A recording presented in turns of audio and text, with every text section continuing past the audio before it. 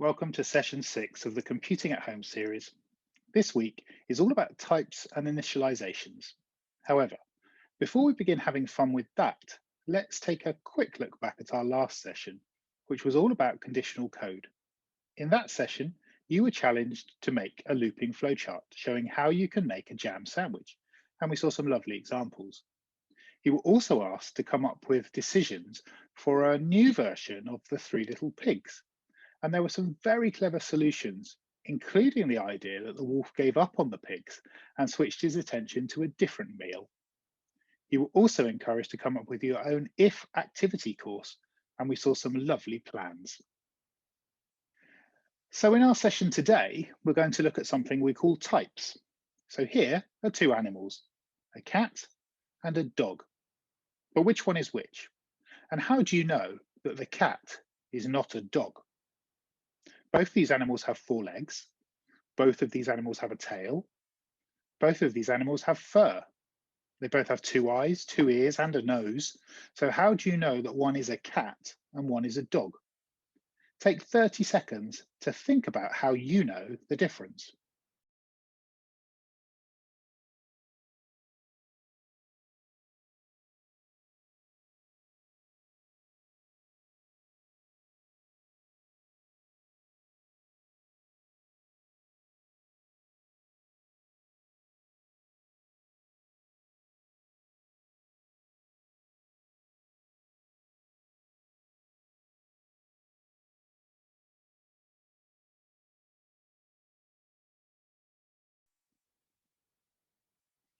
So what did you come up with? How can you tell these two animals apart? Well, you may have said that they make a different noise. For example, cat says meow or dog says woof. You may also have said that cats climb trees or dogs bury bones. These unique differences are called properties. The term cat is a group, and all cats may fit this group. In programming, instead of saying group, we say types. And we know that all these types share the properties of say meow, climb tree, or bring dead mouse inside. So in the same way, the term dog is a group, and all dogs fit into this group. And in programming, instead of saying group, we would say types. And we know that all these types share the same properties, say woof, bury bone, beg for food. So what are the shared things that mean that you know a horse is a horse, a rabbit is a rabbit, a snake is a snake, and a person is a person? Pause the video and see if you can complete the shared properties for these creatures.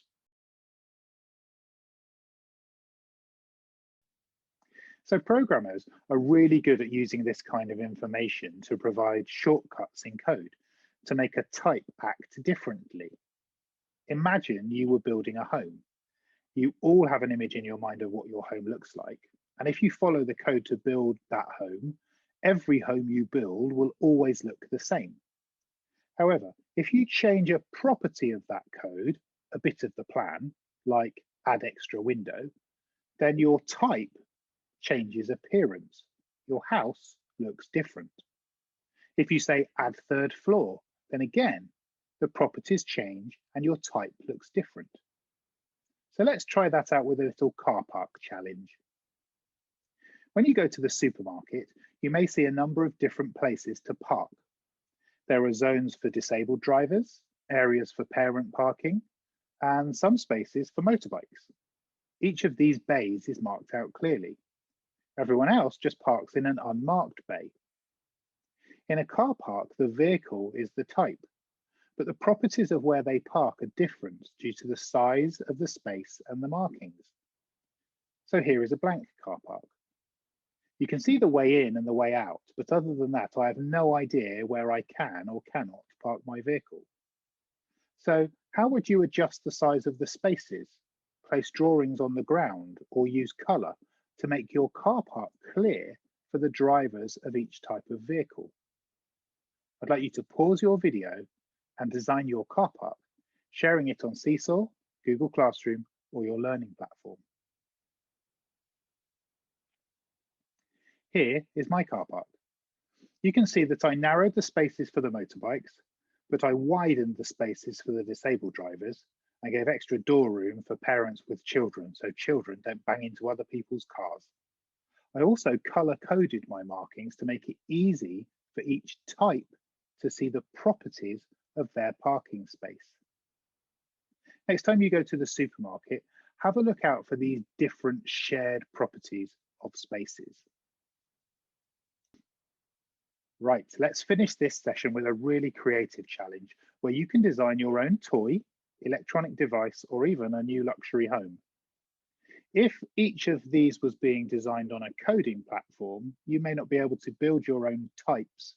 I certainly couldn't, but you can decide what properties your creations have. For example, imagine for a moment that you invented iPad. Take a look at this picture.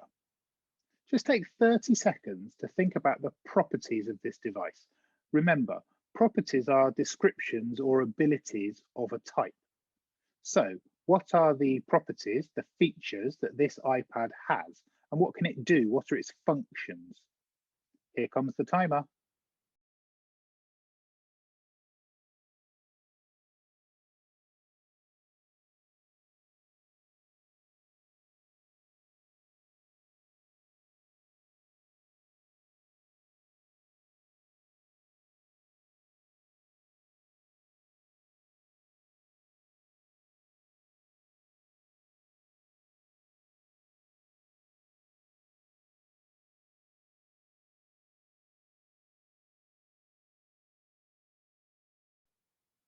So here's my thinking.